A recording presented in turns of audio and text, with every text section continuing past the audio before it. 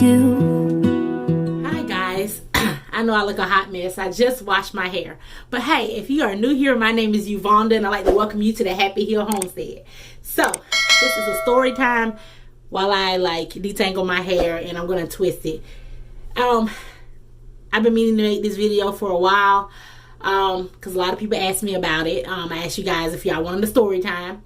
So, this is a story time. So, you clicked on this video because you want to know why I quit my government job.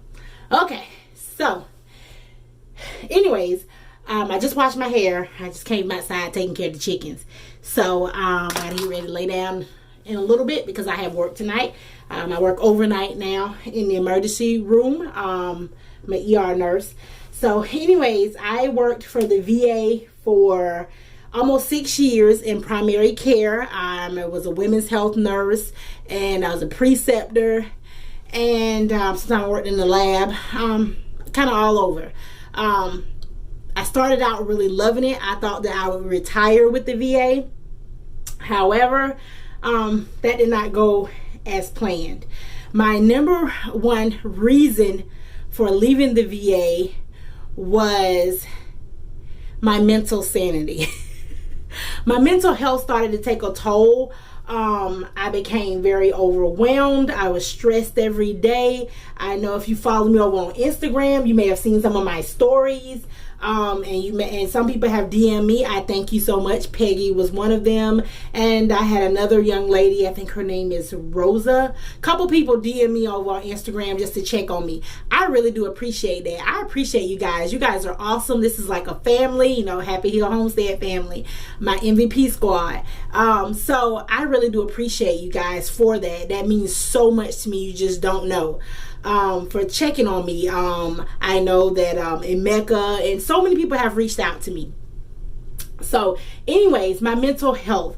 So this last year, I know COVID made things stressful for everybody, but with the VA, it just kept piling more and more work on. So if you work for the VA, I'm not sure if every VISN is the same, but with my VISN, we do not clock in and out on work. So we have like a time card. So my tour of duty was from 8 a.m. to 4:30 p.m. So after 4:30, I didn't get paid for anything that I'd done. However, your work won't get done if you don't stay late. So you're basically working for free. Because I asked about it and it's like, well, you need to leave on time. Well, then how's my work going to get done? I had a coworker, because we're on teams. So at my VA, you're on a team. You have your provider, which is your doctor, and then you have your clerk, and then you have an RN and an LPN. I am an LPN, and so my RN got really sick with COVID, and she never recovered, and she was out quite a bit. So I did two people's job for one person's pay. No. I could never leave on time because I had to do two people's job while in essence also working in the clinic with my doctor. See, your RN is the one who is supposed to do most of the phone calls and deal with the patients who walk in without scheduled appointments and stuff like that. Well, if she ain't there, that's me. So I also have the doctor with her scheduled appointments. I'm supposed to be doing my hair and talking. See, I can't do two things at once.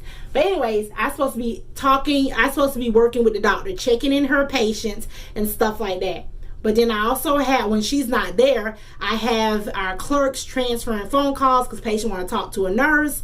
You know, I have the doctor saying, hey, I need you to get these medical records for me. Then our patients are allowed to email us. So I have patients that are emailing me, and then I have to follow up on patients who have been in the hospital. I have 48 hours to call those patients back and check on them, see if they need a doctor's appointment, etc. So you're dealing with all of that. Then you have patients walking in for various reasons, you know, and you have to deal with that. And then sometime if another nurse is out, you're also covering that team. Then we added COVID vaccines onto that. So I'm doing all these things and giving COVID shots in the meantime, which you have to monitor those patients. It became a lot. And I think the number one reason is leadership. You know, not everyone is born to be a leader, and that's okay.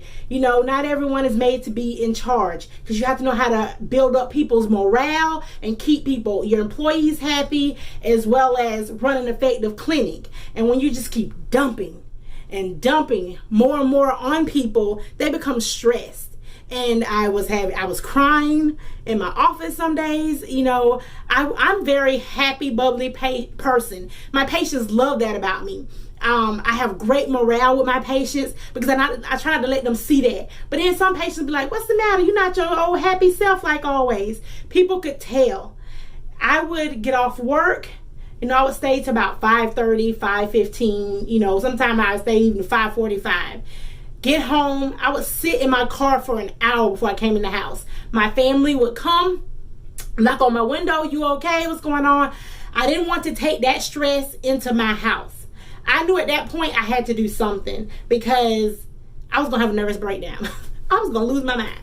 So, you know, it just became so much, and I just couldn't deal with it anymore.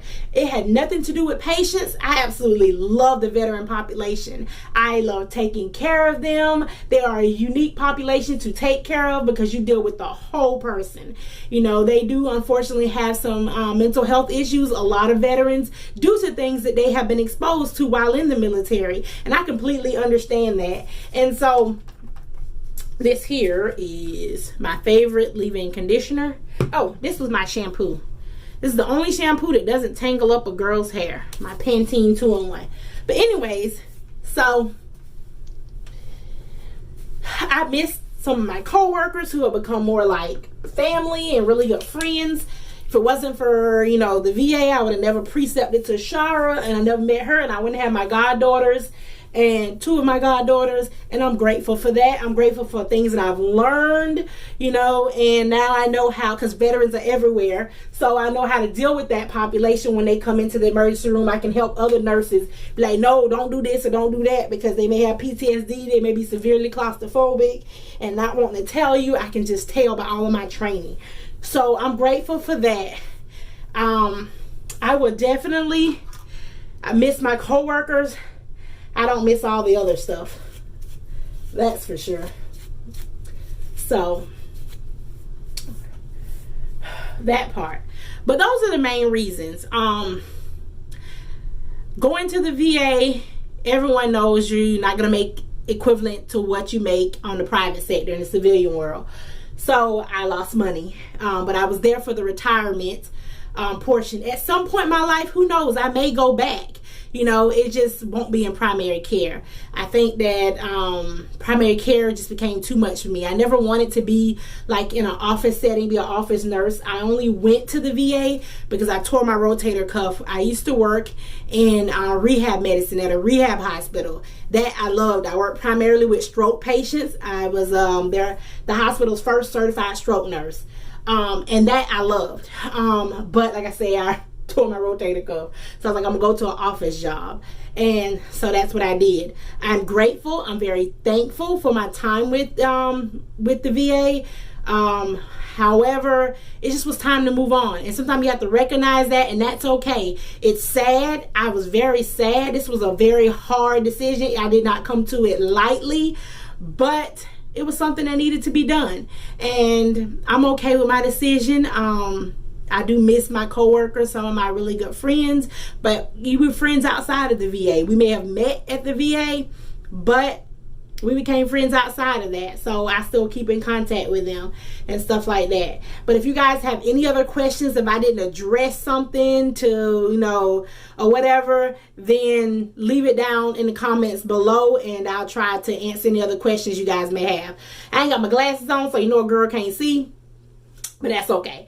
But anyways, so, and if you like these story times, let me know. I'll find some other stuff to talk about, because y'all know I can talk. I ramble. But anyways, thank you so much for watching this video. Do not think bad overall of the VA, because the VA in itself is a good organization. It has made a lot of improvements over the years. I knew there were some bad things back in the day. It's not about that. This was just my particular experience. Everyone has different views and different opinions. Some people, you know, can handle it. You know, I I just became too overwhelmed, and I had to take a step back and think about Yvonda, because I tend to put other people's feelings before my own. And so I kept thinking about my veterans, because I used to have them every day tell me, don't you ever leave me. And I was like, I'm not going nowhere.